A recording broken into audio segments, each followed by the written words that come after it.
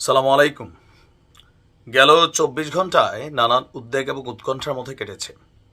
বিশেষ করে যখন ডক্টর কনক সারোয়ার তিনি তার একটা ভিডিও আপলোড করলেন যে ২৩ তারিখে সেনা সদর দফতরে একদম ঊর্ধ্বতন যারা আমাদের অফিসাররা আছেন, জেনারেল, লেফটেন্যান্ট জেনারেল, এই লেভেলের বা র্যাঙ্কিং অফিসার যারা আছেন তাদের নিয়ে একটা বিশেষ বৈঠক করেছিল সেনাপ্রধান জেনারেল ওয়াকারুজ্জামান।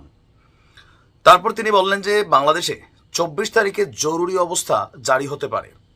ইভেন সেনাপ্রধান সেনা সদর দপ্তর থেকে সারা বাংলাদেশের সেনাবাহিনীর যতগুলো শাখা আছে, যতগুলো ডিভিশন আছে, যতগুলো সেকশন আছে, সেনা অফিসাররা আছেন, তাদের উদ্দেশ্যে তিনি একটা জরুরি বার্তা দিবেন। তারপরই দেশবাসীর মধ্যে একটা গুঞ্জন তৈরি হলো যে সাম্প্রতিক পরিস্থিতির প্রেক্ষাপটে আসলে কি জরুরি অবস্থা জারি হতে যাচ্ছে? আসলে কি সেনা সমর্থিত সরকার গঠিত হতে যাচ্ছে? আবারও কি 1-11 ফিরে আসতে যাচ্ছে? এই যখন আলোচনা সমালোচনা, এর মাঝখানে সেনাপ্রধান সারা বাংলাদেশের সেনাবাহিনীদের উদ্দেশ্যে পাশাপাশি জনগণের উদ্দেশ্যে একটা জরুরি বার্তা দিয়েছেন। তবে আশ্বস্তের বার্তা হচ্ছে জরুরি অবস্থা জারি নিয়ে যে তথ্য ছড়ানো হচ্ছে এটা গুজব এবং অপতথ্য। এছাড়াও সেনাবাহিনীর সদস্যদের প্রতি বেশ কিছু নির্দেশনা দিয়েছেন আমাদের সেনাপ্রধান জেনারেল ওয়াকারুজ্জামান।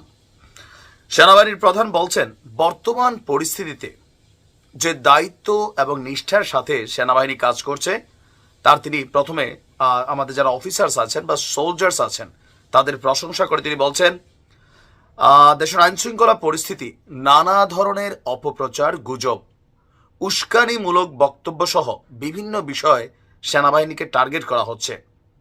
আর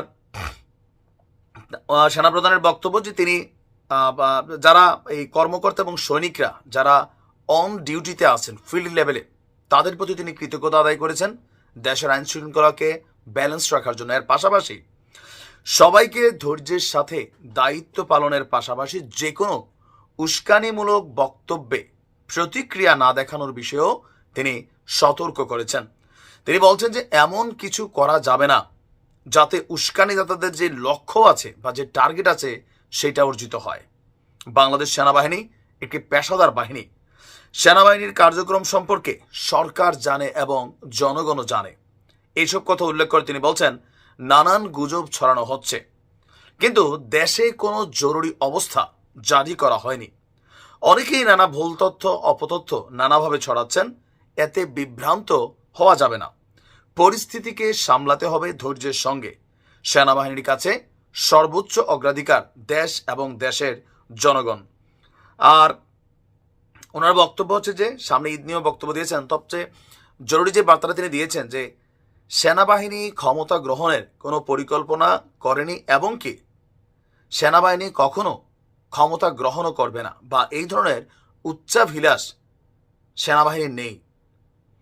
সেনাবাহিনীর সাথে যেই আমরা যদি দেখি যে সেনাবাহিনীর বিরুদ্ধে বা সেনাবাহিনীর বিপক্ষে যে অবস্থানটা এইটা শুরু হয়েছে 5ই আগস্টের পর থেকে।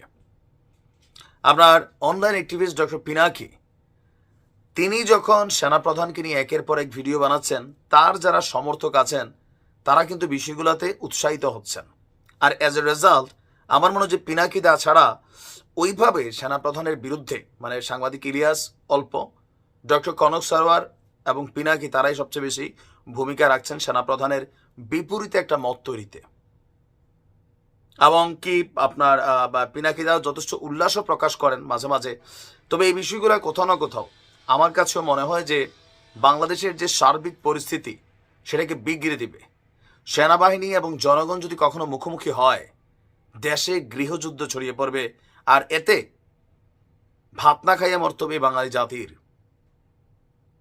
সেনাবাহিনী আমাদের সম্পদ, টুকটাক ভুলভাল থাকতে পারে, যারা যদি এরকম ভুলে ভালে জড়িত তাদের আইনানুগ ব্যবস্থা হবে, ডিপার্টমেন্টাল শাস্তি হবে। কিন্তু সেনাবাহিনীর বিপরীতে জনগণ অথবা ক্যান্টনমেন্টকে টার্গেট করে কোনো ধরনের কথাবার্তা বলা এটা দেশের জন্য কল্যাণকর না।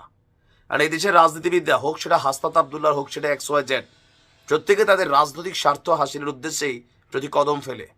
জনগণের প্রতি ভালোবাসা পলিটিশিয়ানদের মধ্যে খুবই কমই আছে। ভালো থাকুন। আসসালামু আলাইকুম।